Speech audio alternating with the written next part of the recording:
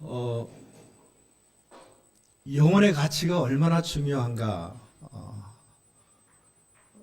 사람의 가치는 하나님의 형상이라 그랬습니다. 영혼의 가치가 얼마나 중요한지 성경에서는 한 영혼이 무엇보다 귀하다고요? 예, 천하. 예, 이 온 우주보다도 한 영혼이 하나님 앞에서는, 하나님의 생각에는 더 귀중하다. 영혼이 귀한 것입니다. 영혼이 굉장히 귀한. 근데 오늘날 이 시대는, 그래도 중세 시대 때는 영혼의 가치를 알고 영혼의 귀함을 알았어요. 근데 오늘날 세대는 영혼의 가치를 잃어버렸어요. 뭐가 영혼보다 더 가치인 게 뭐냐면 타이틀이 더 가치 있는 시대가 돼버렸어요. 타이틀. 내가 얼마나 공부를 했느냐, 나의 학력이 얼마나 됐느냐, 나의 경제력이 얼마나 되느냐, 내가 어떤 차를 끌고 어떤 집에 사느냐, 이 가치가 더 귀한 거죠. 또 외모를 얼마나 갖고 왔느냐, 사회적인 지위가 어떠했느냐, 학력과 경제력과 지위와 외모, 이건 타이틀이거든요. 우리의 껍데기거든요. 결함으로 얘기하자면 결함 껍데기거든요. 이 껍데기로 그 사람을 평가하고 그 사람을 본다는 것이죠.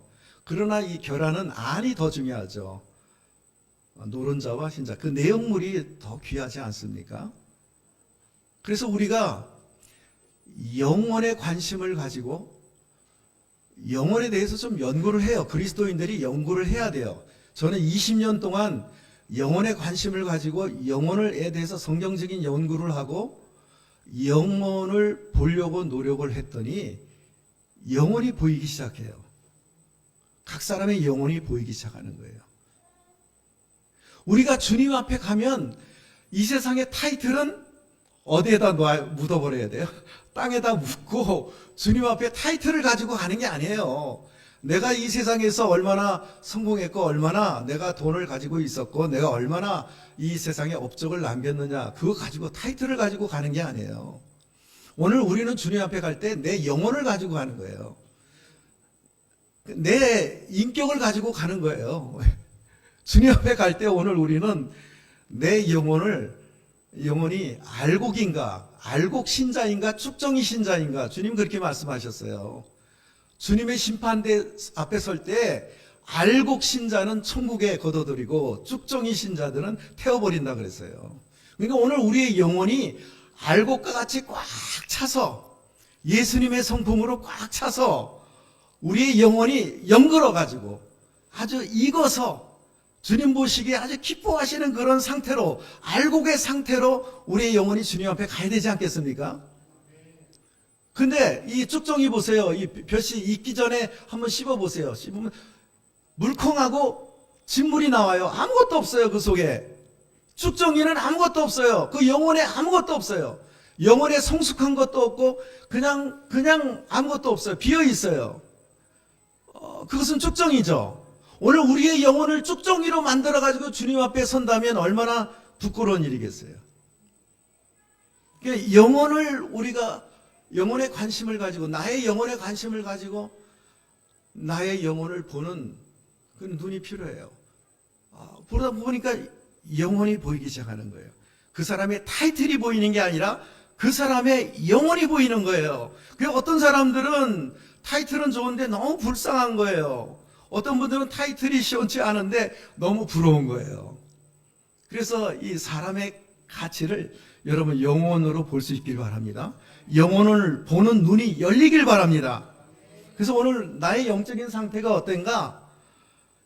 보면은요, 거듭나지 않은 영혼이 있어요. 아직 거듭나지 않았어요. 그의 영혼은 죽어 있어요. 우리 마음의 중심부가 영이라 그랬잖아요.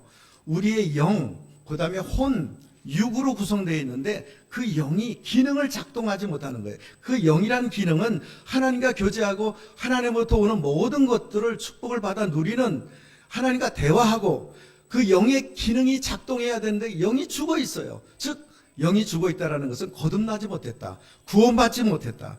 그 죽은 영혼이에요. 죽은 영혼을 보면은 마치 시체를 보는 것처럼 그렇게 느껴지는 것입니다. 내 영이 성령님과 함께 시체를 대하듯이 시체가 느껴지는 거예요. 저 사람 죽었는데 교회만 다니네. 답답한 거예요. 영혼이 죽어있는, 아직 거듭나지 않으면서도 종교 생활만 하는 사람들을 보면은 답답한 거예요. 너무 안타까운 거예요. 또 어떤 영혼이 있냐면 이제 갓 태어난 갓난아이 영혼이 있습니다. 너무 연약해요. 미성숙하고 약하고 시험을 조금만 당해도 넘어지는 아주 연약해요. 어떤 교회를 가면은 이 갓난아기 영혼들만 가득해요. 인큐베이터 속에서 그냥 막 웅얼거리고 우는 그런 인큐베이터만 가득한 그런 교회가 있습니다. 많은 교회들이 한 사람이 교회 들어오면 그 영혼을 일꾼으로 만들려고 그래요. 일꾼들은 교회 일을 잘하는 사람, 교회 일을 잘하는 사람이죠. 뭐 안내도 잘하고 주방일도 잘하고 주방일 주방일 척척 해가지고 교회 청소 뭐 주차하는 일 뭐 헌금 계수하는 일 교회 할 일들이 많지 않습니까? 그래서 일꾼을 만들어 교회 일을 잘하세요. 교회를 부흥시키는 일꾼들을 한국 교회가 교회를 부흥시키기 위해서 일꾼들을 많이 양육을 할 때 일꾼을 만드는 것이 목표였어요. 그런데 오늘 이 시대는 일꾼의 영혼이 필요한 것이 아니라 하나님은 지금 전 세계적으로 믿음의 용사들을 군사 영혼을 가진 훈련된 그런 군사들을 하나님은 모으고 계세요. 오늘 우리가 하나님이 일하시는 곳에 우리가 가야 되지 않습니까? 하나님이 어떤 일을 하고 계시면 그 일에 합당하게 준비되어서 거기에 투입돼서 해야 되는데 하나님은 전 세계적으로 군사들을 하나님은 모집하고 계신다는 거죠. 이 마지막 때에 오늘 본문에도 뭐라 그랬습니까? 전신갑주를 취하라. 12, 13절에 보면 이는 악한 날이라 그랬어요. 모든 일을 행한 후에. 그래서 이 악할 뿐만 아니라 모든 일을 행한 후에 마지막 날이죠. 이 마지막 때에 영적 전쟁이 대규모로 일어나게 된다면 그러면 이 군사로 훈련되지 못한 사람들은 일꾼으로만 교회 일을 잘하는 사람으로만 훈련된 사람들은 다 죽습니다. 왜냐하면 전쟁을 치를 수 있는 그런 훈련이 안 돼 있기 때문에 적들이 쳐들어오면 다 죽어요. 그러나 군사들은 살아남아요. 승리하게 되는 것입니다. 저는 제가 이 말씀을 준비할 때 꿈을 하나 꿨는데요. 꿈에는 개꿈들이 많아요. 그런데 간혹요 하나님의 계시적인 꿈이 있어요. 계시적인 꿈들은 특징이 뭐냐면 꿈을 보고 그 자리에서 바로 깨어버려요. 그리고 하나님 말씀을 해석을 해줘요. 제가 어떤 꿈을 꿨냐면 이 목요일인데 꿈을 꿨는데 심상치 않는 꿈이에요. 그래서 새벽 3시가 됐는데 바로 깨어버렸어요. 꿈을 꾸고. 근데 무슨 꿈이냐면 영적 전쟁에 대한 꿈이었어요. 막 미사일들이요 날라서 그 포격을 하는데요. 건물에 떨어지면요 건물이 완전히 폭삭 주저앉아요. 지금의 미사일들은 엄청나지 않습니까? 벙커버스터라고 지하 10m, 20m까지 막 뚫고 들어와가지고 건물을 완전히 지하에 들어가 있더라도 다 죽지 않습니까? 어마어마한 그러한 무기들이 있어가지고 막 비처럼 미사일이 떨어지는 거예요. 그리고 건물들이 폭삭폭삭 다 주저앉는 거예요. 그런데 저는 신기하게도 안 죽는 거예요. 왜 안 죽는가 그랬더니 하나님의 특별하신 인도와 보호하심이 있는 거예요. 하나님이 이끄시는 대로 막 내 몸이 이렇게 가니까요. 아무리 미사일들이 떨어져도 내 근처에 떨어지지 않는 거예요. 그래서 나는 살아나는 거예요. 그래서 그걸 깨달은 거예요. 옛날 이 세상의 전쟁들은요. 전쟁이 일어나면 최전방에 투입된 군사들은 다 죽어요. 후방에 있는 국민들은 살아났습니다. 근데 현대 전쟁은요. 전방에 투입되는 후방에 다 죽습니다. 그러나 영적인 전쟁, 마지막 때에 일어나는 영적인 전쟁들은요. 군사들은 다 살아남습니다. 하나님이 인도하시고 보호하시기 때문에. 그러나 일꾼들은 군사로 훈련되지 않은 일꾼들은 다 죽습니다. 그래서 싸울 줄 모르기 때문에. 그래서 하나님이 그걸 보이지 않는가. 또 하나는 전쟁의 끔찍한 모습인데요. 머리가 창에 박혀가지고 창에 뚫려가지고 머리가 뻥 떨어진 시체들, 심장이 뻥 뚫려가지고 피가 막 그냥 솟아오르는 시체들, 이 두 가지 종류의 시체들이 널브러져 있는 거예요. 그 전쟁터에. 여러분, 여러분의 영적인 상태는 어떻습니까? 어떠세요? 저는 여러분들이 죽은 영혼이 아니고 아주 미성숙한 영혼이 아니고 일꾼 상태에 머물러 있지 아니하고 다 군사와 같이 그렇게 훈련된, 무장된 그런 영혼의 소유자가 되시기를 간절히 축원합니다. 군사 영혼은요, 일단은 강해요. 웬만한 시험을 당해도 눈 하나 깜짝 안 해요. 암이라는 병이 와도요, 눈 하나 깜짝 안 해요. 강합니다. 군사 영혼은. 그 영혼이 강해요. 그리고요, 이사야 11장 2절에 보면 예수님처럼 삽니다. 예수님 메시아가 오실 때인데 그 예수님에게 여호와의 영이 임하는데 그 영의 특징은 뭐냐? 지혜와 총명의 영이요. 그리고 모략과 재능의 영이요. 지식과 여호와를 경외하는 영이 강림하시리니 그의 위에 강림한다 그랬어요. 오늘 우리가 군사와 같은 삶을 살기를 원하는 사람들에게 하나님 마지막 때에 성령을 부으시는데 그 성령은 예수님에게 부으신 똑같은 영을 부으시는 것입니다. 지혜와 총명의 영이요. 그래서 이 군사들은 하나님의 뜻을 알아요. 하나님의 뜻을 붙잡고 기도하는 순간에 사단은 벌벌벌 떱니다. 사단은 벌벌벌 쫓겨서 떠나갑니다. 사단이란 존재는요, 두려움에 떠는 존재들이에요. 하나님 말씀 앞에 두려워 떨고요. 예, 하나님의 뜻을 붙잡고 기도하는 그 사람 앞에서는 덜덜덜 떠는 거예요. 사단은요, 쉬지 못하는 거예요. 쉴 곳이 없어요. 쉴 곳이, 사단이. 마지막 때가 얼마 남지 않은지 알고 막 두려움에 가득 차서 그리고 막 씩씩거리면서 쉴 곳이 없어요. 쉴 곳이 없으니까 어디에 빌붙어 쉬느냐? 사람의 속에 들어가서 사람에게 책임 전가하고 사람에게 분노하게 하고 사람들에게 상처를 이용해서 그 자기의 가지고 있는 그 분노와 그 좌절감과 이 모든 것들, 이 상처들을 사람에게 이 전가시키고 쉬고 쉴 곳을 찾아서 헤매는 존재들이 마귀들이에요. 여러분 걱정할 거 없어요. 군사가 되면요, 마귀를 그냥 사단의 왕국을 무너뜨려 버리고 하나님의 나라를 건설할 수 있는 사람이 되는 겁니다. 모략과 재능의 영을 부어주겠다 그랬어요. 모략과 재능이라는 것은 하나님의 능력입니다. 군사들은 하나님의 능력을 힘입어서 기도하기 때문에 하나님의 능력의 역사가 그 삶 속에 있게 되는 것입니다. 하나님의 능력으로 살게 되는 것입니다. 지식과 여호와를 경외하는 신이에요. 하나님의 군사가 예배하기 시작하면 그 속에 주님이 임재하시는 것입니다. 하나님을 경외하는 것들로 가득 차게 되는 것입니다. 오늘 여러분, 이 시대에 오늘 우리는 반드시 영적인 군사가 되어서 하나님께 쓰임받을 수 있는 저와 여러분들 되시기를 간절히 축원합니다. 그래서 그리스도인들이 가져야 될 세 가지 정체성이 있어야 돼요.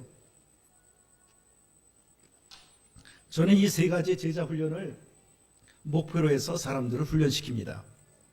첫째는 예배자예요. 나는 예배자다. 따라서 하겠어요. 나는 예배자다.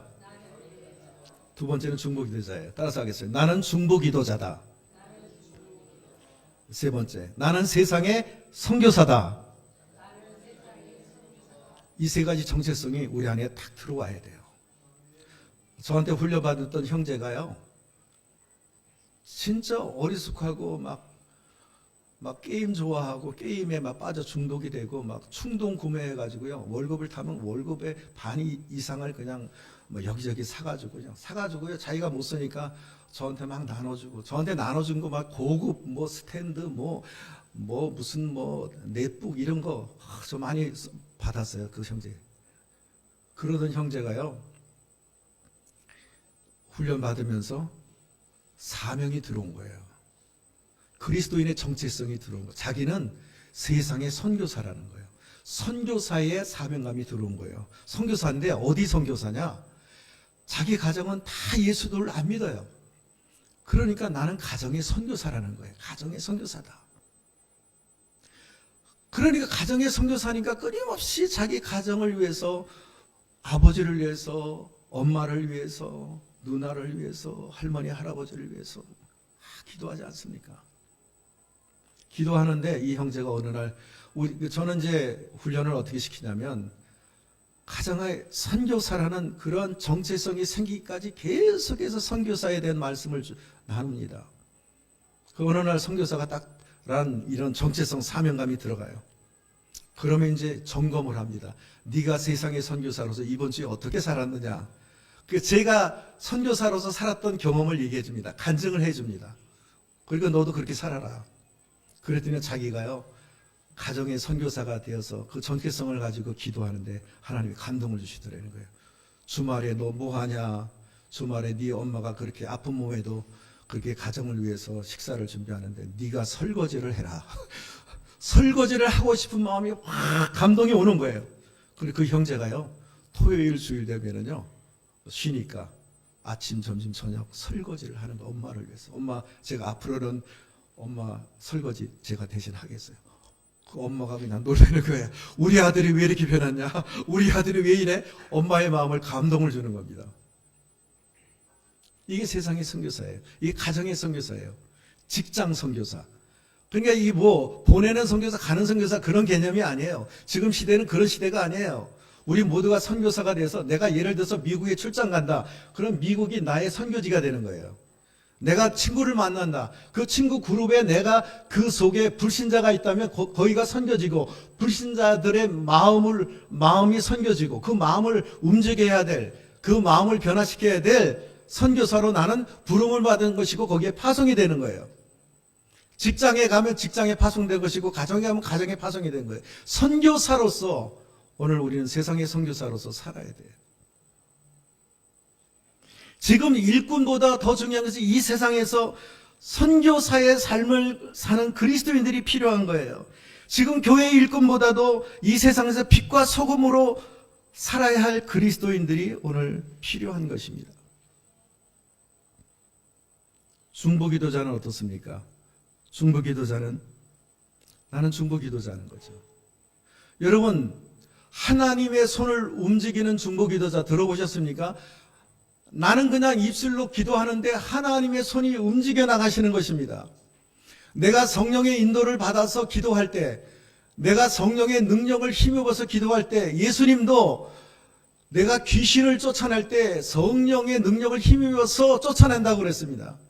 우리가 성령의 능력을 힘입어서 중보 기도할 때 역사가 나타나는 것입니다.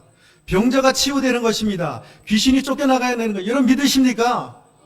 저의 삶에는 이것이 많아요. 왜냐하면 내 힘으로, 내 의로, 내 노력으로 기도하는 것이 아니라 오직 성령의 능력을 힘입어서 하나님의 뜻을 붙잡고 기도하기 때문에 중보기도자로서 역사가 있게 되는 것입니다.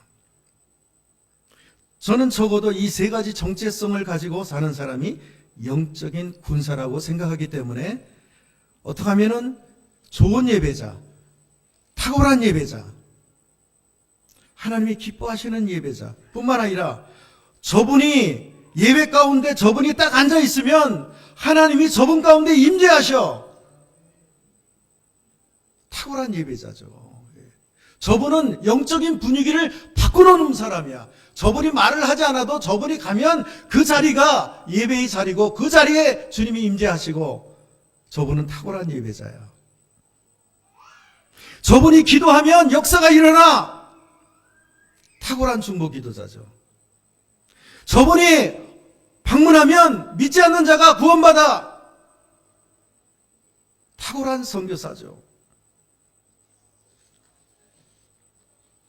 그래서 오늘 저와 여러분들이 영적인 군사로 무장되시길 바랍니다. 오늘 영적인 군사가 되기 위해서 두 가지 무장이 필요하다고 오늘 본문은 말씀하고 있습니다. 6장 14절에서 17절까지의 말씀은 뭐냐면요, 로마 군인들을 보면서 사도 바울이 우리 그리스도인들이 적어도 저 6가지 이 주제, 6가지는 무장이 되어야 된다. 전신갑주를 입어야 된다. 로마 군인들처럼 전쟁터에 나가기 위해서, 군사가 되기 위해서는 적어도 6가지는 준비되어야 된다. 그렇게 생각해서 로마 군인들을 보면서 이 말씀을 하신 것입니다. 그래서 영적인 군사는 이 6가지 내용은 다 말씀 무장이에요. 그래서 진리의 말씀, 의의 말씀, 복음의 말씀, 믿음의 말씀, 구원의 말씀, 성령의 검인 하나님의 말씀. 이 6가지, 이 말씀 무장이 되어야 된다는 거죠. 말씀 무장이 되어야 된다.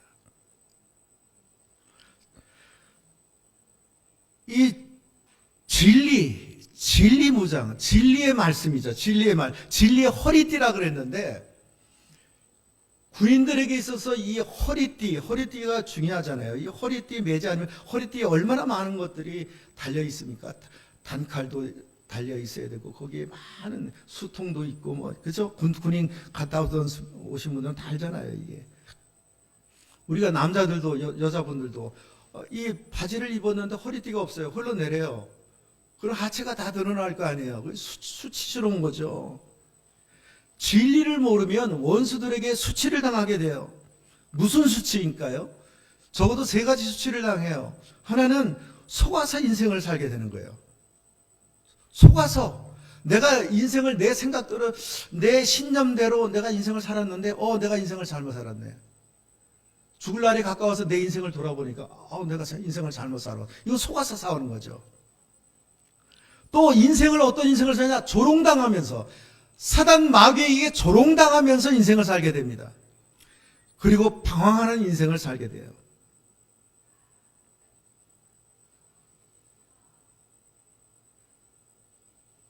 그러니까 오늘 우리는 날마다 진리의 허리띠를 떠야 돼요. 진리.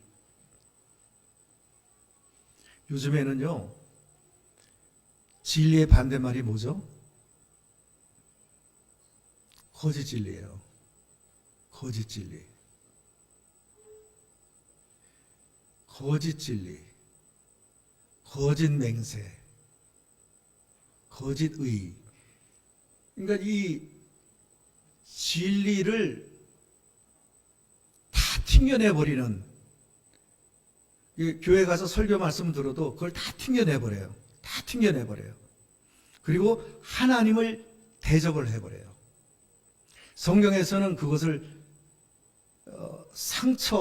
상처라는 말보다는, 상처가 이렇게 뿌리를 내리면, 상처를 오래 놔두면 그것이 뿌리를 내려서 쓴뿌리라고 얘기하는 거예요. 쓴뿌리. 히브리서 12장 15절에 사람이 쓴뿌리가 생기면, 상처가 뿌리를 내리면 어떻게 되냐? 많은 사람을 괴롭게 한다 그랬어요. 자기만 괴로운 게 아니라 주변 사람을 다 괴롭게 한다 그랬어요. 그게 쓴뿌리예요. 쓴뿌리를 그냥 놔두면 어떻게 되느냐? 그것이 견고한 진이 된다 그랬어요. 견고한 진. 고린도후서 10장 4절 5절 한번 찾아서 한번 읽겠습니다. 시간이 좀 가도록. 굉장히 중요한 말씀이기 때문에 고린도후서 10장 4절 5절을 한번 찾아서 읽겠습니다.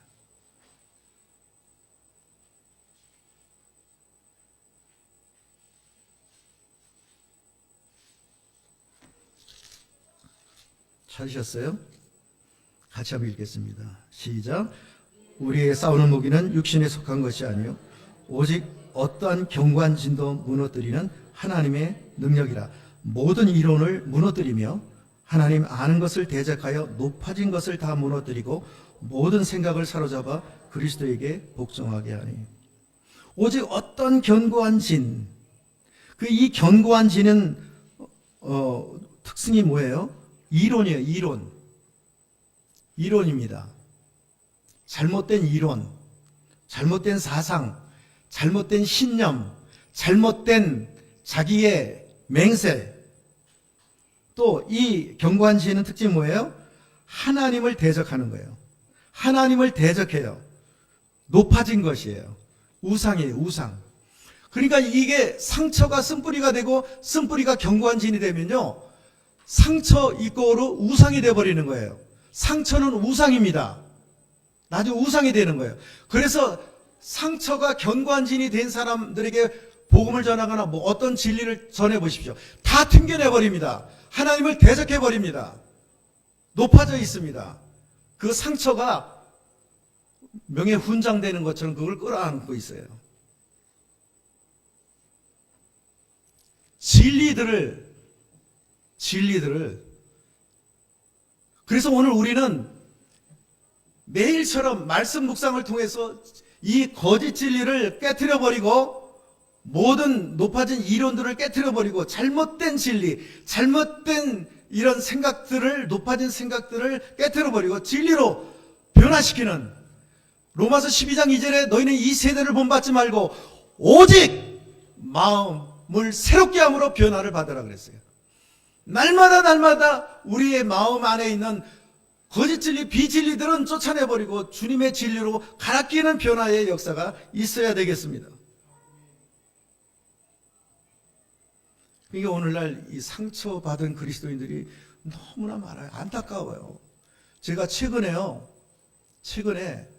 세 사람을 만났는데 세 사람 공통점이 뭐냐면 목사에게 상처받은 사람, 교회를 안 나가요. 목사에게 상처받은, 이 최악이에요, 최악. 더 최악인 사람, 하나님께 상처받은 사람, 더 최악이에요. 하나님과 목사에게 상처받은 사람. 제가 이게 그 사례를 얘기하면 이게 동영상으로 뜨지 않습니까? 그러니까 사례를 얘기를 하지 않아요. 어떤 사람은 목사의 성 문제 때문에 시험 들었고, 어떤 사람은 세습 문제 때문에 시험 들었고, 어떤 사람은 목사의 설교 때문에 시험 들었어요. 최근에 제가 세 사람을 만났어요. 그런데 그 사람들의 한결같은 특징은 자기가 사단에게 속아서 그 견고한 진이, 그 상처라는 견고한 진이 우상이라는 걸 몰라요. 우상이 되었다는 걸 몰라요. 그러니까 하나님을 섬기는 것이 아니라 우상을 섬기고 있어요. 제가 다른 사람의 이해보다 저의 이해를 얘기할게요. 저의 이해. 저는 제 안에 어떤 거짓 신념, 거짓 진리가 있었냐면, 제가 어렸을 때 우리 어머니가 착하신 분인데 굉장히 센 분이에요. 아주 고집도 강하고 아주 강력해. 남편을 막 그냥 쥐잡듯이 잡는 사람이에요. 그러면 이제 어느 정도 잡느냐, 자기 뜻이 관철이 안 되면 밤새도록 남편을 들볶는 거예요. 우리 아버지를 들볶는 거예요. 그러면 옛날에는 방을 하나로 쓰지 않습니까? 어린 제가 이제 자는데 새벽 1시건 2시건 막 잔소리를 해야 되는 거예요. 그러면 제가 너 해도 너무한다. 그게 중복이 되면요, 나중에 상처가 되고, 제가 어렸을 때 어떤 생각을 했냐면, 나는 저런 여자하고 결혼 안 할 거야. 저런 여자는 만나지 말아야지. 그게 진리가 되어버린 거예요. 저의 삶 속의 진리. 센 여자, 강한 여자, 리더십이 좋은 여자, 그런 여자를 만나면, 그리고 나한테 맹세를 한 거예요. 그게 거짓된 맹세죠. 사단이 속삭이는 거예요. 야, 너 엄마 같은 사람 만나지 않아. 지금 제가 상처로부터 자유했기 때문에, 진리를 알지니 진리가 너희를 자유케 하라. 제가 치유받았기 때문에요. 우리 어머니 굉장히 존경합니다. 존경해요. 사단이 속삭이는 거예요. 너희 엄마 같은 사람과 절대 결혼하지 말아라. 이게 저의 맹세가 돼버린 거예요. 그럼 저는 이제 어떤 여자를 찾느냐, 고분고분하고 나긋나긋하고 그다음에 순종적이고, 이런 여자는 이렇게 마음이 편하고 아주 센 여자들, 리더십이 강한 여자. 그런데요, 리더십이 강한 분들이요, 하나님의 엄청난 일을 해요. 그래서 제가 이제 부목사 때 이제 지금은 권사님이신데 그분한테 되게 미안해요. 그분이요, 여선대 회장을 하시는데 그분이 딱 등장하면요, 여성도 회원들의 모든 의견들이 다 그냥 하나가 돼버려요. 리더십이 엄청 강해. 다 끌어당기는 그런 힘이 있어. 굉장히 리더십이 강한 분이세요. 그런데요, 제가 부목사 하면서 그분을 멀리 했어요.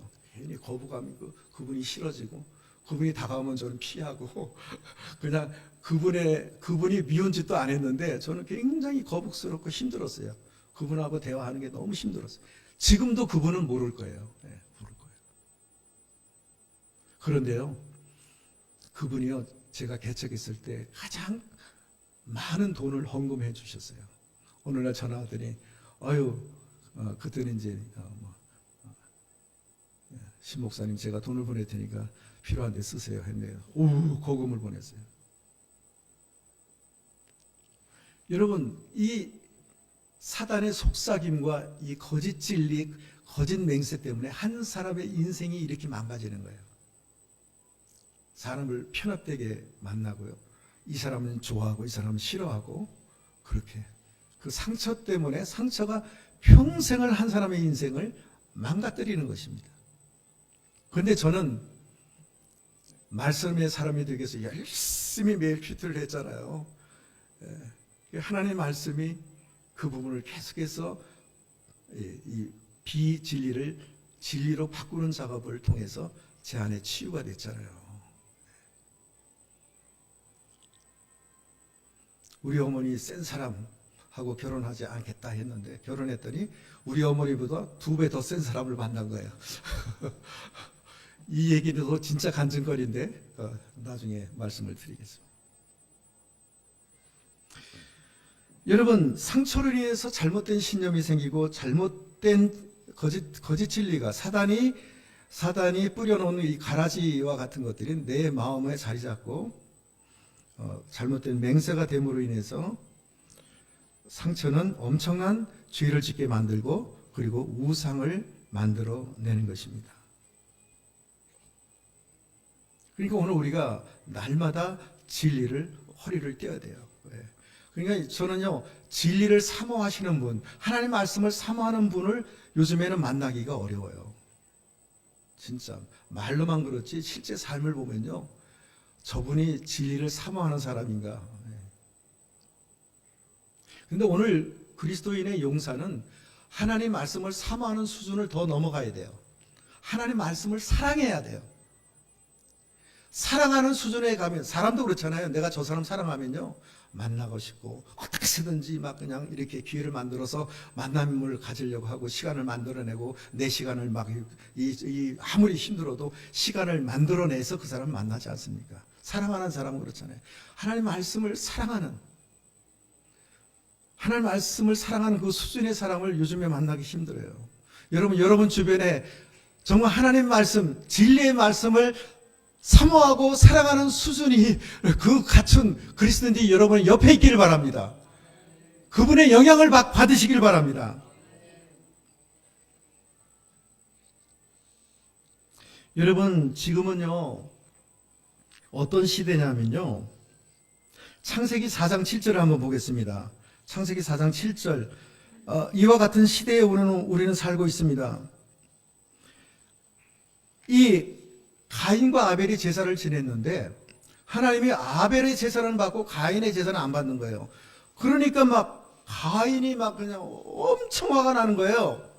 막 하나님한테 화가 난 것뿐만 아니라 이 아벨은 잘못한 게 없는데 자기 동생한테도 화가 나 있는 거예요. 막 분노가 쏟는 거예요, 그냥.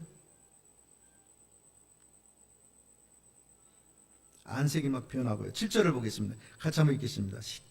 시작. 내가 선을 행하면 어찌 낯을 들지 못하겠냐. 선을 행하지 않으면 죄가 문에 엎드려 있느니라. 죄가 너를 원하나 너는 죄를 다스릴지니라. 여러분, 죄가 어떻게 있어요? 죄가 지금 어떻게 하고 있습니까? 문에 엎드려 있는 거예요. 이 마귀가 문에 엎드려 있어요. 이 말씀은 어느 말씀과 연결이 되냐면요, 베드로전서 5장 8절 9절 말씀 보면 근신하라 깨어라 너희 대적 마귀가 우는 사자처럼 두루다니며 삼킬 차를 찾나니 너희는 믿음을 굳게 하여 저를 대적하라 그랬어요. 그러니까 어떻게 하냐면 이 사자가요, 이 먹잇감을 발 때 어떻게 합니까? 잔뜩 이렇게 움켜쥐고 있는 거예요. 이렇게 움켜쥐고 있는 거예요. 지금 내 문 앞에서 이렇게 움켜쥐고 있는 거예요. 내가 문을 열어주면 그냥 뛰어드는 거예요. 뛰어들어가서 그 속에 들어가서 집을 짓고 견고한 을 형성하려고 마귀가 이렇게 움켜쥐고 있는 그런 상태예요. 그런데 많은 사람들이 그런 마귀의 공격을 의식을 못하고 죄의 문을 열어줘 버리는 거예요. 자기 마음을 열어주는 거예요. 상처에 자기 마음을 열어주는 거예요. 그러니까 마귀가 얼싸들자고 사자가 들어와서 움켜 잡아버리는 거예요. 내 마음에 들어서 집을 짓는 거예요. 마귀가 집을 지어버리는 거예요. 마귀가 견고한 진을 형성해서 요새를 형성해서 하나님을 대적하는 존재로 바꿔버리는 겁니다. 오늘날 교회 다니는 그리스도인들 중에서 하나님을 대적하는 사람들이 얼마나 많은 줄 아세요? 교회는 다니는데 그 마음에 죄의 문을 열어줘 버렸어요. 그러니까 주님이 먼저 그것을 아시고 가인에게 나타나서 야 지금 죄가 네 문 앞에 웅크려가지고 들어가기만 한 기회를 엿보고 있다. 너 문 열어주지 마라. 오히려 그 죄를 쫓아버려. 다스려버려. 하나님 말씀하시잖아요. 말씀하는데도 가인은 그 얘기를 알아듣질 못하는 거예요. 그러니까 하나님의 말씀을 무시하고 자기 애꿎은 자기 동생을 쳐 죽이잖아요. 살인죄를 저지르 버리잖아요.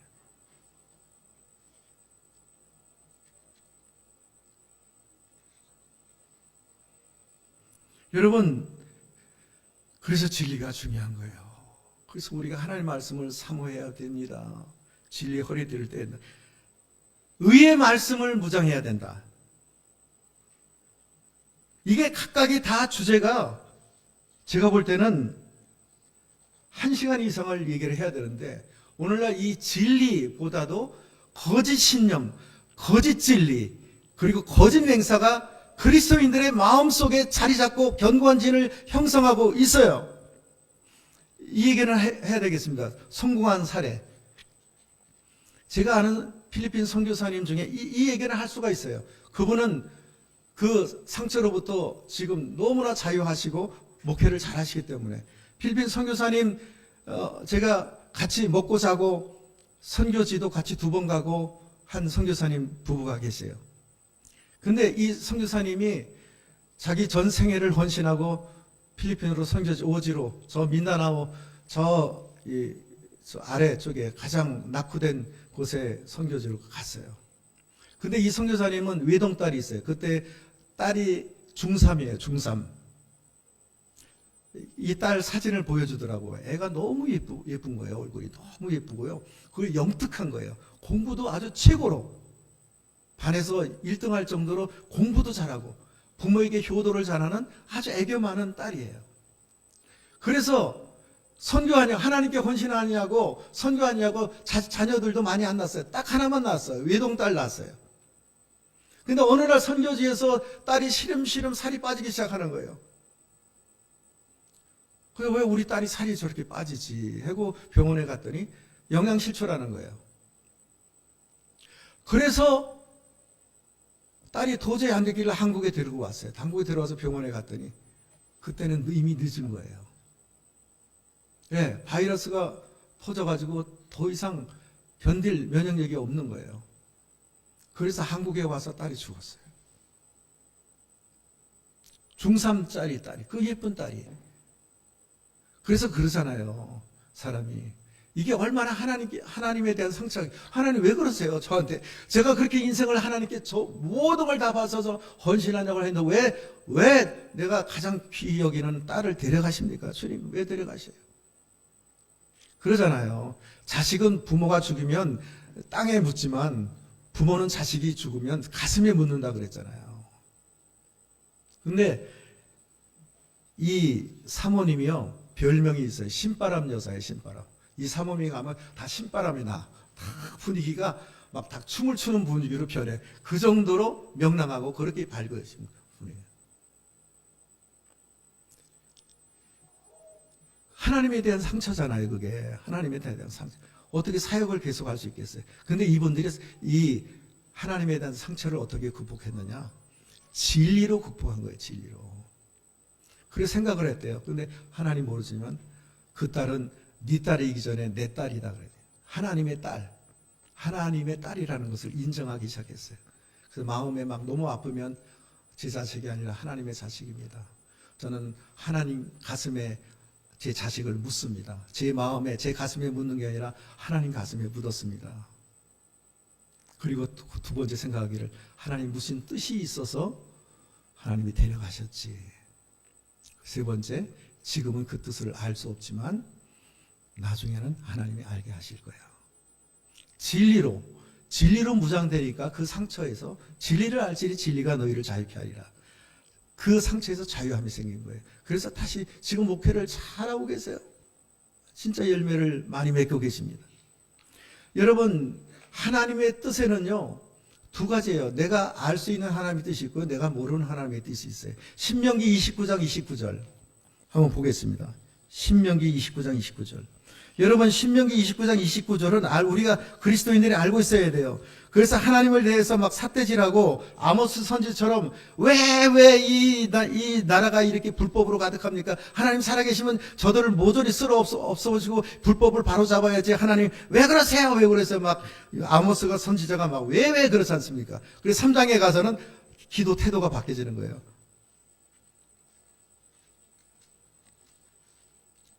제가 이 상황에서 무엇을 할 수 있습니까? 이게 기도가 바뀌잖아요. 자, 신명기를 보겠습니다. 신명기 29장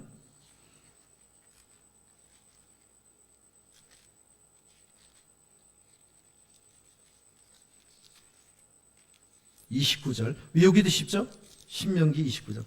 만약에 하나님의 뜻에 대해서, 하나님에서 원망하는 마음, 하나님에 대해서 왜 이렇게 행하셨어요? 하나님 이해가 안 돼요. 그렇게 하시면 이 구절을 좀 설명해 주시기 바랍니다. 29장 29절 같이 읽겠습니다. 시작. 감추어지린 우리 하나님 여호와께 속하였거니와 나타난 이는 영원히 우리와 우리 자손에게 속하였나니 이는 우리에게 이 율법의 모든 말씀을 행하게 하십니다. 감추어진 오묘한 일, 옛날 성경은 오묘한 일이에요. 감추어진 일이에요. 우리가 죽었다 깨어도 이해할 수 없는 일이 있어요. 이 세상에.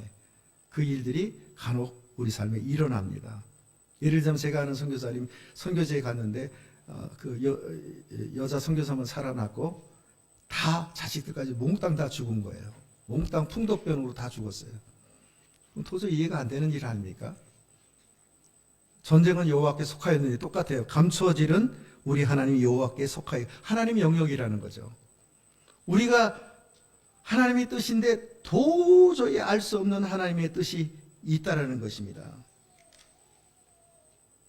새 번역에는 어떻게 번역이 되어 있느냐? 이 세상에는 우리의 하나님이 숨기시기 때문에 알 수 없는 일도 많습니다. 그것은 주님의 것입니다. 그러나 하나님은 그의 뜻이 담긴 율법을 밝히 나타내 주셨으니 이것은 우리의 것입니다. 우리와 우리 자손은 길이길이 이 율법의 모든 말씀에 순종해야 합니다. 그러니까 오묘한 일이 있다는 거예요. 이 땅에는. 그러면 오묘한 일을 만나면, 도저히 내가 이해할 수 없는 하나님 뜻을 만나면 우리는 어떤 태도를 가져야 돼요?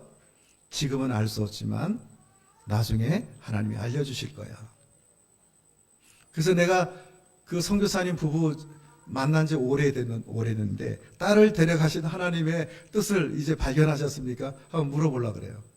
아니, 발견했을 리가 좀 봅니다.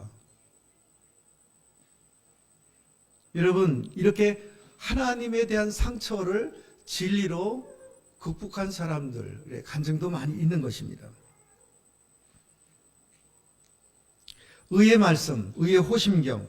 제가 이 꿈에서 봤던 게 그거예요. 오늘날 그리스도인들이 심장을 도둑당하고 머리를 간통당하고 이 심장을 보호하는 의의 말씀이 없는 거예요. 그래 심장이 열려 있는 거예요. 가슴이 아무런 보호막이 없는 거예요. 그러니까 적에게 간통당하는 것입니다. 하나님의 의로 무장돼야 되는데, 하나님의 의로움에 무장돼야 되는데 내 욕심으로 무장하고 내 의로 신앙생활하고 내 의로 기도하고 내 의를 내세우는 것입니다. 바리새인들처럼. 내 의인지 하나님의 의인지 분별해야 합니다.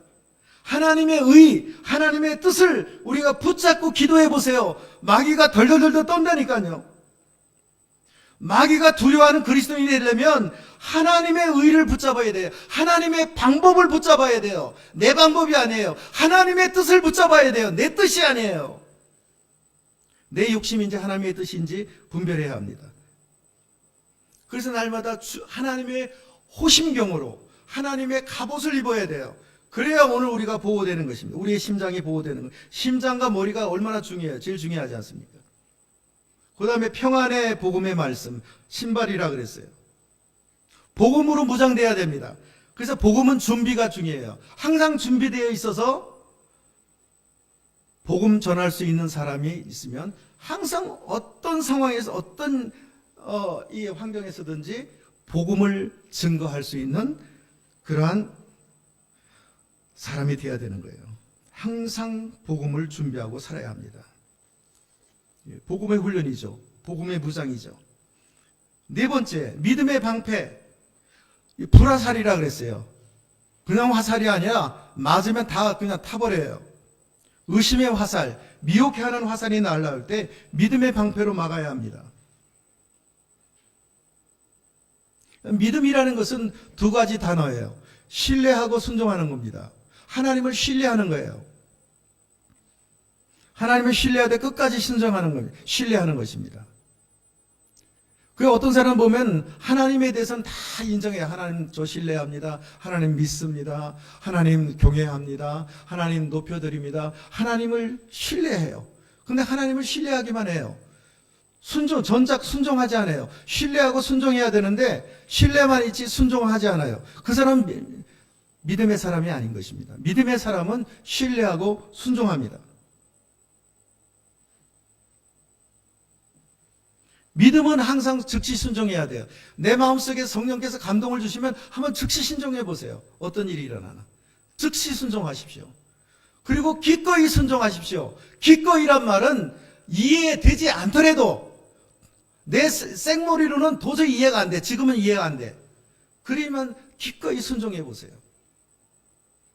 끝까지 순종해 보세요. 끝까지 순종하는 것이 그것이 온전한 순종이에요. 끝까지 한번 해보세요. 그러니까 믿음의 방패, 이렇게 즉시 기꺼이 끝까지 온전한 순종으로 할 때 어떤 사단이 어떤 불화설을 남겨도 다 막아낼 수 있는 것이죠. 어떤 시험도 어떤 역경도 다 이겨낼 수가 있는 것이죠. 여섯 번째, 구원이죠. 네, 구원. 예, 구원의 투구입니다. 이것이 문제예요. 오늘날 이 구원 문제가 심각합니다. 투구를 하나도 안 썼어요. 그리스도인들이. 확실한 구원관으로 무장돼야 되는데 다 머리를 관통당한 시체들로 가득한 것을 저는 꿈속에서 봤습니다. 왜 이런 시체를 보여줬을까? 오늘날 구원의 확신이 없는 교인들이 많다는 것입니다. 잘못된 구원관을 가지고 신앙생활하는 사람이 많다는 것입니다. 어떻게 우리가 예수님을 믿어야 합니까? 우리가 죄를 알면 예수님을 어떻게 믿어야 하는지 우리는 알 수가 있는 것입니다. 우리 죄가 무엇입니까? 죄라 하면 사람들이 많이 내가 언제 죄를 졌어? 아담과 하와가 죄를 졌지. 나하고 무슨 상관이야? 그 죄와. 막 그런 얘기를 해요. 죄는 사람한테 짓는 죄가 있다면 하나님께 짓는 죄가 있다는 걸 알아야 돼요. 사람에게 짓는 죄는 나무의 열매와 같은 거예요. 나무의 뿌리와 같은 것은 내가 하나님께 죄를 졌기 때문에 그 뿌리에서는 그 모든 죄악들이 다 열리는 것입니다. 그러면 내 죄가 뭔가? 인간의 근본적인 죄가 뭐냐? 하나님께 내가 어떤 끔찍한 죄를 졌길래 하나님은 우리를 향해서 지옥이라고 사형이라고 말씀하셨을까? 사단이 와요. 사단이 와가지고 하와에게 꼬드깁니다. 야, 선악을 알게 하는 나무 먹으면 네가 눈이 밝아져서 너 하나님 될 거야. 나처럼 될 거라는 거죠. 마귀가. 자기가 하나님께 반역을 했더니 반역을 한 자기와 같이 되라는 거예요. 하나님께 반역을 하라는 거예요. 배신을 하라는 거예요. 그래서 네가 주인이 되라는 거예요. 네가 하나님 되라는 거예요. 그러니까 이 원죄라는 것은 죄가 뭡니까? 내가 주인 된 죄예요. 내가 주인 된 죄. 내가 언제 그 죄를 저질렀습니까? 여러분, 내가 주인 돼가지고 내 인생을 내 마음대로 내 계획대로 하나님을 무시하고 나를 낳아주신 부모를 무시하고 부모를 배신 때리고 부모를 거역하고 부모에게 반역을 하고 이 얼마나 끔찍한 죄입니까? 내가 주인 돼서 지금 살고 있지 않습니까? 그게 죄라는 거예요. 그게 끔찍한 죄예요. 하나님은 그 죄를 보시고 죄 중에 가장 큰 죄가 반역죄입니다. 내란죄입니다. 사단이 하나님을 향해서 내란죄를 저지른 거예요. 반역죄를 저지른 거예요. 우리도 사단처럼 똑같이 내가 하나님 되어서 내가 주인 돼서 살아가는 거, 이것이 죄라고요. 그러면 오늘 우리가 죄를 알았다면 어떻게 예수님을 믿어야 됩니까? 그러면 내가 주인 된 것을 회개하고 예수 그리스도를 주인으로 모셔야죠. 그게 진짜 구원이죠. 여러분 믿으십니까? 근데 목사님들이 얘기합니다. 예수님을 구세주로 영접해. 그럼 이 땅에서도 복하고 천국의 복을 받을 거야. 구세주로. 반쪽 복음이죠. 죄에 대한 회개도 얘기하지 않고, 죄도 얘기하지 않고 무조건 예수 믿으면 복 받는다는 거예요. 천국 간다는 거예요. 이거는 잘못된 복음입니다. 믿음이란 예수 그리스도를 주인으로 모셔드리는 겁니다. 첫 단추가 주인으로 모셔드려서 신앙생활 하는 사람 보세요. 삶이 달라요. 기도가 달라요. 예배드리는 태도가 달리는 것입니다. 하나님은 이 죄에 대해서 말씀하시고 지금도 반역하고 있는 모든 인간들에 대해서, 그러면 반역을 하면 계속 그렇잖아요. 이 사도 바울한테 얘기했잖아요. 이 사도행전에 그렇잖아요. 사도 바울한테 얘기했잖아요. 하나님께 막 반역하고 믿는 자들을 가두고 하나님의 막 거역하는 일들을 행하니까, 그죠? 소의 비유를 들면서 소가 이렇게 움직이면 막 그냥 꿰뚫잖아요. 이 목을. 쇠의 뭐라 그래? 제가 기억 안 나는데. 소의 모에 네가 힘도 괴롭겠구나. 너무 괴롭겠구나. 그러니까 하나님께 반역하면 반역할수록 너무 고통스러운 거예요. 광야 생활을 하는 거예요. 그러니까 우리가 하나님 앞에서 철저히 깨어지고 낮아져서 예수님을 믿게 되는 것입니다. 구원의 투구를 써야 돼요. 확실한 구원관, 확실히 예수님을 믿고 구원의 확신을 가져야 되는 것입니다. 그 다음에 성령의 검이에요. 성령의 검. 왜 성령의 검이라 했을까요? 이건 로고스의 말씀이 아니에요. 기록된 말씀이 아니에요. 레마의 말씀이에요. 성령께서 주시는 말씀이에요. 검은 항상 날카롭게 갈려 있어야 돼요. 날이 서 있어야 돼요. 그래야 적을 무찌를 수가 있습니다.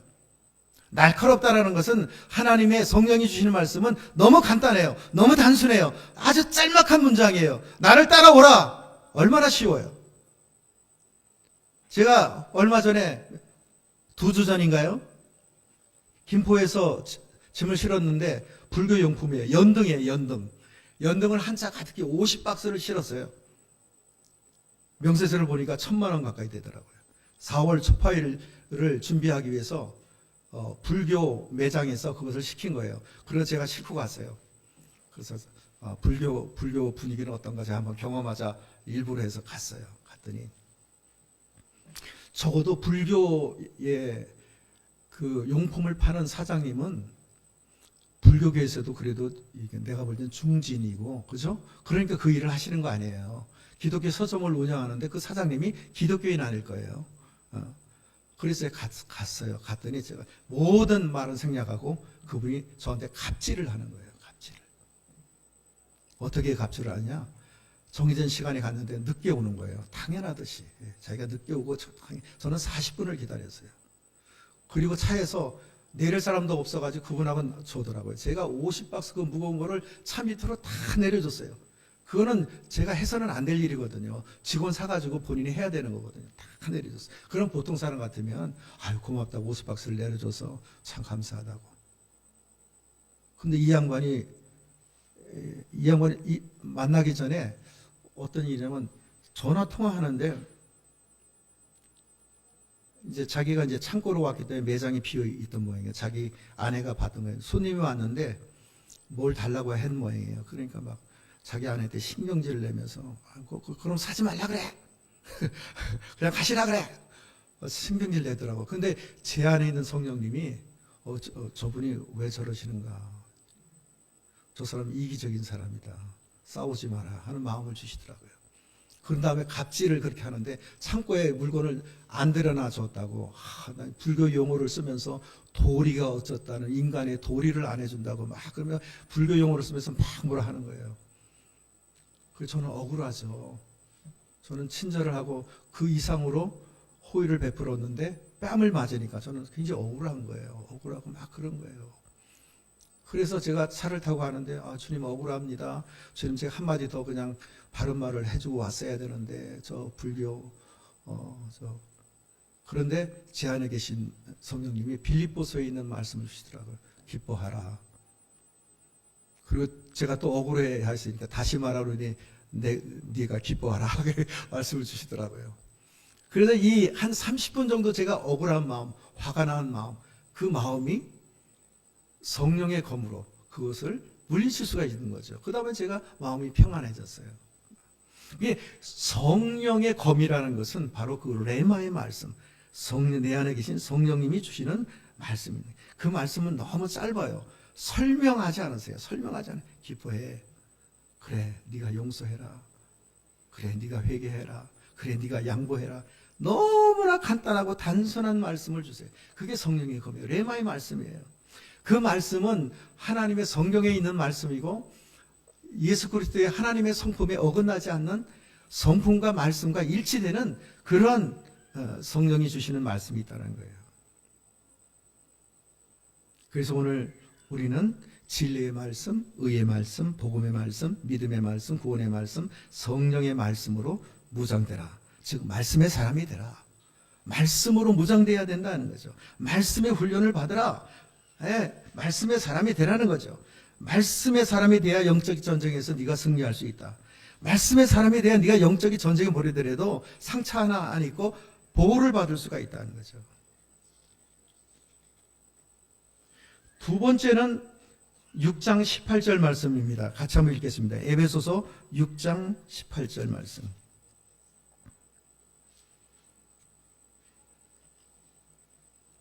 같이 한번 읽겠습니다. 시작. 모든 기도와 간구를 하되 항상 성령 안에서 기도하고 깨어 구하기를 항상 힘쓰며 여러 성도를 위하여 기도하라. 항상 성령 안에서 기도하는 겁니다. 항상이라는 말을 제가 어떻게 해석하냐면 분초마다 초 단위로 분마다 끊임없이 내 안에 계신 성령님과 대화하고 그 성령님께 물어보고 그의 음성을 듣고 순종하고 묻고 듣고 순종하고 분초마다 내 안에 계신 성령님, 이게 성령 무장이에요. 성령으로 훈련되어 있어야 돼요. 성령 안에서 기도하는 훈련이 되어 있어야 돼요. 항상 성령 안에서 기도한다는 것이 무엇이냐? 항상 성령이 이끄신 대로 사는 것, 항상 성령의 능력을 가지고 능력을 힘입어 기도하는 것, 이것이 우리의 신앙생활이 되어야 돼요. 그래서 영적 군사는 성령 무장되는데, 성령 무장되면요 기도의 응답이 달라져요. 내 삶이, 제가 얘기했잖아요, 매일 기적을 경험한다고요. 매일 하나님의 역사가 눈에 보인다고요. 여러분, 성령께서 하시는 첫 번째 일이 거듭나게 하시는 거예요. 이분은 거듭나게 하시는 거예요. 예수 그리스도를 내가 내 죄를 회개하고 예수님을, 그분이 나를 위해서 십자가에 죽으시고 부활하신 그 사실을 믿을 뿐만 아니라 그분이 부활하신 이유가 뭐예요? 전능자 하나님인 것을 우리에게 알리기 위해서, 그 전능자 하나님을 내 주인으로 모셔 영접했을 때, 그럴 때 성령님이 훅 하고 내 안에 들어오는 거예요. 내 죽은 영 살리시고 내 안에 거주하시는 거죠. 동거하기 시작하신다. 그래서 성령의 내주하심이죠. 성령의 내주가 시작하는 거예요. 그러면서 성령의 내적인 통치가 시작이 되는 거예요. 이때부터 우리는 성령의 인도함을 받고 또 이때부터 성령의 능력으로 사는 연습을 해야 되는 거죠. 훈련을 해야 되는 거죠. 그래서 성령은 우리의 죽은 영을 살리시는, 거듭나게 하시는, 네가 물과 성령으로 거듭나지 않으면 하나님 나라에 들어갈 수 없다. 니고데모에게 얘기했잖아요. 그러니까 오늘 우리는 성령의 내주하심을 우리가 느끼면서 내 안에 계신 성령님과 대화하고 그분의 인도를 받는 성령의 통치를 받는 그런 삶을 살아야 하는 거예요. 저는 이것을 몰랐어요. 말씀의 사람이 되기 위해서 엄청 노력했어요. 어느 정도 노력했냐면 제가 성경을 가르치는 성경 공부반이 있으면 제가 성경 교재를 만들어서 가르쳤어요. 신약경 교재를 제가 다 만들어요. 저기 마태복음부터 요한계시록까지 다 그냥 모든 책을 뒤져가지고 다 연구해가지고 책을 이렇게 두꺼운 책을 만들어서 가르쳤어요. 그런데 제 삶에는 역사가 안 일어나는 거예요. 20년 전부터 제가 성령의 사람이 되기 위해서 제가 결단을 하고 성령님과 함께 동거하는, 여러분 동거가 안 되면, 너희가 내 안에 거하고 내 말이 너 안에 동거가 안 되면 절대로 우리는 경험할 수가 없어요. 알 수가 없어요. 성경에서 안다는 것은 경험으로 아는 거거든요. 하나님 말씀이 내 속에 동거해야 말씀을 체험할 수 있는 거예요. 성령님이 내 안에 성령님과 동거해야 성령을 경험하게 되는 거예요. 성령은 아까 어떻게 했어요? 너희에게, 너희 모든 자손에게 내가 성령을 부어주리니 여호와의 영 곧 지혜와 총명의 영이요 모략과 재능의 영이요 지식과 여호와를 경외하는 영이 너희에게 부어질 것이라 그랬어요. 그러니까 오늘 우리가 성령과 동거하고 그분의 인도함을 받아서 우리가 살게 되면 어떻게 돼요?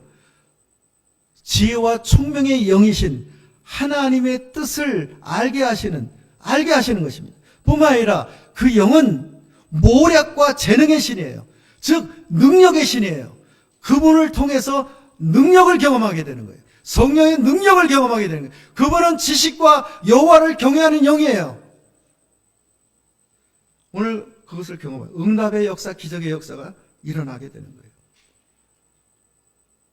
이 성령의 내적인 통치, 성령님과 동거하면서 우리가 신앙, 성령으로 무장해야 돼요. 성령으로 훈련돼야 돼요.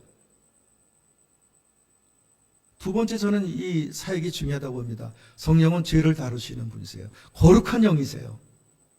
회개의 영이세요. 우리는 죄를 다룰 줄 알아야 돼요. 내 거듭난 영이 내 성령님과 더불어서 내 혼이 있고 육신이 있는데, 세상으로부터 육신을 통해서 먼지같이 막 타고 들어오는 그 죄를 봐야 돼요. 죄를 보고 그 죄가 내 혼을 지배하지 못하도록, 내 육신을 지배하지 못하도록, 내 영이 연약하지만 성령의 능력을 사용해서 그 죄를 물리쳐내야 돼요. 우는 사자같이 마귀가 내 안에 들어오도록 침입하지만 성령의 핵폭탄으로 그 마귀를 때려잡아야 돼요. 이 어두움은 빛이 임할 때 타서 없어져 버리는 거예요. 그러니까 오늘 우리가 성령은 죄를 다스리는 거예요. 죄의 세균들이 내 혼 속에 들어와 집을 짓지 못하도록 성령의 능력으로 죄를 때려잡아야 돼요. 그것이 바로 죄의 고백입니다. 우리가 하나님의 죄를 고백할 때, 회개할 때, 그럴 때 어둠이 빛 앞에 순식간에 사라지듯이 죄는 하나님의 빛 앞에 타 죽어버려, 없어져, 사라져버리는 것입니다. 분노와 미움과 낭만과 좌절과 의기소침과 용서하지 못한 이 쓴뿌리가 되지 않도록 회개하고 용서하는 기도를 해보세요. 저는 예수님께서 7번씩 7번이라도 용서해라, 그 말씀을 처음에는 이해를 못했어요. 근데 제 삶에 상처를 준 사람에 대해서 길을 가다가 나 그분 용서했는데 난 상처로 자유했는데 어느 날 딱 떠오르는 거예요. 그 얼굴이 떠오르면서 그 못된 얼굴과 그 사람의 행한 모든 것들이 막 묵상되어지기 시작하는 거예요. 말씀을 묵상해야 되는데 그분을 그 상처를 그 사람을 묵상하는 거, 나에게 상처를 준 사람. 근데 성령이 뭐라고 하시냐면 네 죄를 회개하고 용서 기도해라. 그 사람의 얼굴이 떠오르면 기도로 바꾸는 거예요. 잽싸게. 어떻게 하냐? 하나님, 저도 그 사람에게 잘못한 것 제가 회개합니다. 예. 그 사람을 품지 못한 것 용서합니다. 그 사람도 저에 대해서 용서할 수 있게 해주시고 제가 그 영혼을 용서합니다. 기도하죠. 그러면 이제 이게 상처가 반쯤 줄어들어요. 또 떠오르면 또 기도해요. 점차 해서 나중에 계속해서 마음이 평안할 때까지 회개하고 용서 기도를 하는 거죠. 그러면 그 사람을 나중에 보더라도 아무렇지가 않은 거죠. 이 죄를 다룰 수 있어야 돼. 크리스찬들이 죄를 다룰 수 있어야 된다.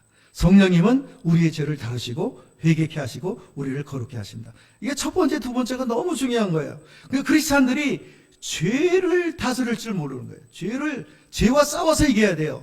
아주 어느 나라는 아주 너무 힘들게 죄와 싸워서 해야 돼요. 그거는 자기만이 아는 거예요.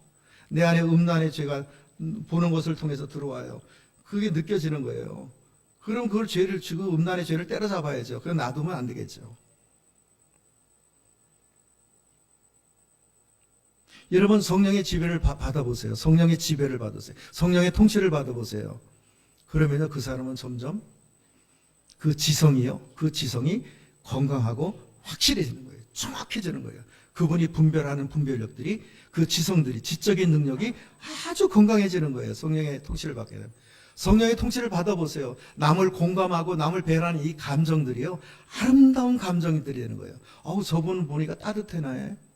저분 가까이 하고 싶다. 저분과 대화하고 싶다. 그런 마음이 드는 거예요. 그 사람의 인격이 아름다워지는 것입니다. 성령님의 통치를 받아보세요. 그분의 지배를 받아보세요. 우리의 의지가 강해지는 겁니다. 절대로 굴복하지 않는 겁니다. 절대로 약해지지 않는 거예요. 목에 칼이 들어와도 모든 시험을 이겨낼 수 있는 거예요. 우리의 의지는 강해지는 거예요. 성령 신앙생활이라는 것은 성령의 내적인 통치를 받고 내 마음이 천국이 되는 거예요. 그러니까 저는 어떤 면에서 오늘 이 성령의 사람이 되는 거, 영적 군사가 된다는 것은 말씀의 사람이 되고 성령의 사람이 된다는 건데, 오늘날 저는 두 번째가 더 중요하다 봅니다. 왜냐하면 두 번째 게 너무 허약해요. 이게 50대 50을 가지고 있어야 되는데, 아니 100대 100이 가지고 있어야 되는데, 성령의 역사를 너무 무시해버려요. 성령을 너무 도외시해버려요. 성령의 사람이 되지 못하고 그냥 말씀을, 지식적인 거 가지고 이 영적인 전쟁에 승리하려고 해요. 성령으로 무장돼야 됩니다. 성령으로 무장돼야 성령의 지혜와 능력을 공급받을 수 있고 오늘 우리의 삶에 능력 있는 그리스도인이 되어 있는 거예요. 성령의 사람 한번 보세요. 그 삶 속에 어떤 역사가 일어나는가, 어떤 기도의 응답이 있는가, 어떤 하나님의 기적 같은 역사가 있는지 봐야 되는 거예요. 그것은 내가 애쓰고 힘쓰고 안 됐던 일들이 성령의 역사하심으로써 한순간에 사람이 변화되는 거예요. 말씀의 사람, 성령의 사람 되는 것, 영적인 군사가 되는 것, 그것이 마지막 때에, 이 악한 때에 가장 안전하고 완전한 삶을 사는 비결이 되는 것입니다. 가장 지혜로운 삶을 사는 비결입니까? 비결이 되는 거예요. 여러분 믿으세요? 그래서 저도 트럭을 몰지만 매의 차 속에서 안간힘을 다해서 말씀의 사람이 되기 위해서, 성령의 사람이 되기 위해서 애쓰고 힘쓰는 거예요. 왜냐하면 이 악한 날에, 마지막 때에, 마지막 영적인 아마겟돈 전쟁이 일어날 때, 아니 그런 전쟁을 우리가 경험하지 못한다 할지라도 내가 죽음을 앞두고 죽음을 통과하는 순간에 우리는 가장 내 영혼이 알곡이 되어서 하나님께 칭찬받을 수 있는, 그래서 가장 성령 충만하고 가장 하나님이 기뻐하시는 그런 영혼의 상태를 만들어서 알곡의 영혼을 가지고 주님 앞에 서야 되지 않겠습니까? 승리하고 주 앞에 서야 되지 않겠습니까? 그래서 오늘 우리는 성령으로 무장되고 성령의 사람이 되어야 되겠습니다. 적어도 오늘 우리가 어떤 사람을 만났을 때 성령께서 저 영혼이 어떤 상태에 있는지, 저 사람이 어떤 사람인지 분별할 수 있는 영적인 성령의 그런 감지력을 갖고 있는 사람이 되어야 되지 않겠습니까? 만약에 제가 그 불교 용품 사장님을 만났을 때 저는 이기적인 사람이다, 싸우지 말아라, 그런 성령의 내적인 감동 음성이 없었으면 저는 싸웠을 겁니다. 저는 세상 사람들처럼 무엇이 옳고 그렇고 당신의 행동은 옳았습니다, 그렇습니다, 이렇게 싸웠을 겁니다. 싸워서 뭐하게, 이기적인 사람하고 내 마음의 평강이 깨지고 그 하루 잡힐 텐데요. 오늘 마지막 때에 하나님이 모으시는 군대에 합류해서 사단의 왕국을 무너뜨리고 하나님 나라를 세우는 중용들이 되시기를 간절히 축원합니다. 기도하겠습니다.